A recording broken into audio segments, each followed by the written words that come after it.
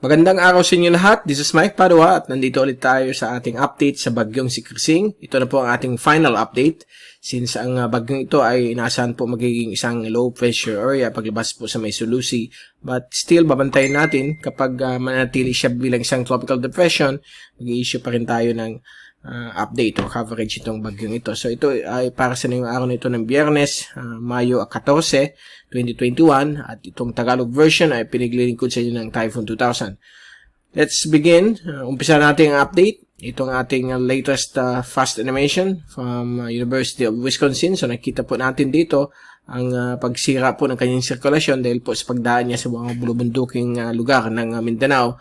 At papalapit na po siya sa may area po ng Sulusi at posibleng magkakaroon po siya ng reorganization o regeneration ng kanyang sirkulasyon at nakita po natin na yon sa latest windy.com satellite server. So yan po.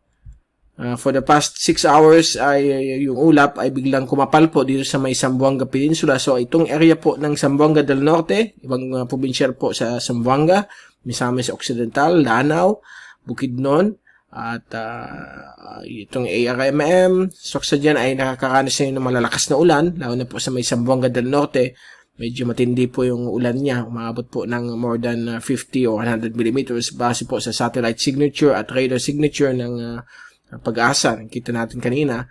So ito po ay posibleng magdudulot po ng mga pagbabaha at mga posibleng mga pagguho ng lupa sa mga bulubundukin. So mag-ingat po tayo dahil po medyo grabe po ang dalang ulan na yun, ngayong hapon na ito, pagdaan itong tropical depression na ito.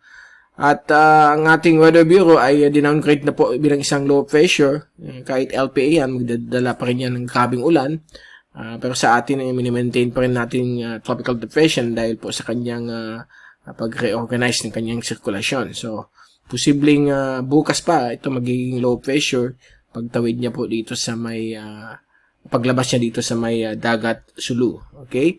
So dito po sa area po ng Eastern Visayas, ang mga pag-ulan nito, thunderstorms ay dulot po ng easterly surface wind flow. Bumalik po yung easterlies, medyo lumalakas at nagbibigay po dyan ng mga thunderstorms, pero dahil lang po yung hapon at pwedeng mag-extend hanggang gabi. At so yan po ang latest sa bagyong ito. Tinasahan po ito sa forecast ay malulusaw po ito bilang isang low pressure area sa loob ng 24 oras. So ito po yung track natin kaninang alas 11. Sa mga oras na ito, nandito na po yan sa may Zamboanga Peninsula. Papasok na po sa may Zamboanga del Norte, yung northern portions ng Zamboanga del Norte. At magbibigay po ito ng malalakas na ulan. So mag-iingat po tayo dyan, mga kababayan natin sa Zamboanga del Norte at ibang panig po ng Western at Central Mindanao. Dahil po may dala po itong mga ulan. Itong si Tropical Depression Crising.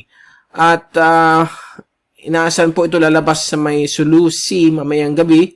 At may-maintain po ang kanyang hangin 45 kph. At pagdating po niya dito, pagdaan po malapit sa Cagayancillo Island sa may Sulu, ay posibleng maging low pressure na lamang. Okay? At inaasahan rin po itong dadaan po sa Palawan. Kahit na low pressure po yan, ay posible pong mabigay po itong mga grabing ulan at mga thunderstorms na posibleng magkakaroon po rin ng mga pagbabaha sa mga low-lying areas at mga pagbuho ng lupa sa mga mountainous areas po ng Palawan. So mag-ingat po kayong lahat yan. Dahil po dadaan po dyan ang bagyo bukas po ng hapon o gabi, Sabado. So yan po ang latest natin sa bagyong ito. Medyo humina po siya. Nagtatanong bakit humina? Siyempre obvious, wala po siyang energy galing sa init ng dagat. Wala po siyang warm moisture na fuel sa kanyang paglakas. At dahil po dry air po ang kalupaan ng Mindanao, medyo dry, so wala po siyang fuel, kaya humina ng humina. Kaya lang nung pabalik na po siya dito sa may Sulusi, ay medyo nagkakaroon po siya ng pag-reorganize, lalo po dito sa may Moro Gulf. Nagbibigay po na tumutulong sa kanyang sirkulasyon para lumakas ulit yung mga thunderstorms malapit sa kanyang sentro. So yan po ang kalagayan ng bagyong yan. Abangan po ninyo kapag bumalik tayo bukas sa ating update sa YouTube. Posibleng bagyo pa rin po siya, pero kung hindi, sa Lunes po tayo magbibigay ng next video analysis. But continuous pa rin ang ating pag-issue ng mga updates sa ating website at sa ating social media sites. Okay, at bago tayo magpaalam, ito ulit ang latest mula sa European model, yung 3-day rainfall accumulation mula sa windy.com. So, nakita po natin na grabe pong ulan dito sa may Zamboanga Peninsula at Misamis Occidental, kasama po ang Lanao provinces. So, dito po, kita po natin na sa intense, okay, heavy to intense rainfall, 50 to 100 millimeters ang posibleng bumagsak po dyan. At inaasahan po darating din po yan sa area po ng Palawan. Subalit sa Palawan baka more than 50 millimeters na lamang. Pero malakas pa rin na ulan po yan. Nadulot nitong bagyong si Crising na posibleng malusaw na po bilang isang LPA. Ang ibang bahagi po ng Visayas, itong Eastern Visayas, ay magkakaroon rin mga thunderstorms, mga ulan dahil po sa tinatawag nating easterly surface wind flow. Mainit po ay nahangin mula sa dagat Pilipinas. Magbibigay po ay mga thunderstorms. At gayon din po dito sa ibang bahagi po ng Visayas. Ang Bicol region ay natiling tuyo but may mga isolated thunderstorms na pwedeng mabuo kahit tuyo po ang panahon, lalo na sa hapon o gabi. Okay, so far, yan po ang ating latest for the next 3 days, ating ulan sa Pilipinas at sa latest po sa bagyong si Crising.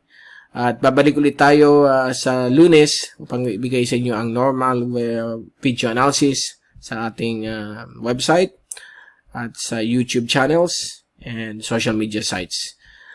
Mula sa Typhoon 2000, ito si Mike Padua nagpapaalam. Mag-ingat po tayong lahat. The hashtag WeatherWiser, hashtag TyphoonWiser. Happy weekend to all. At maraming salamat po sa pagpanood niyo sa aking channel.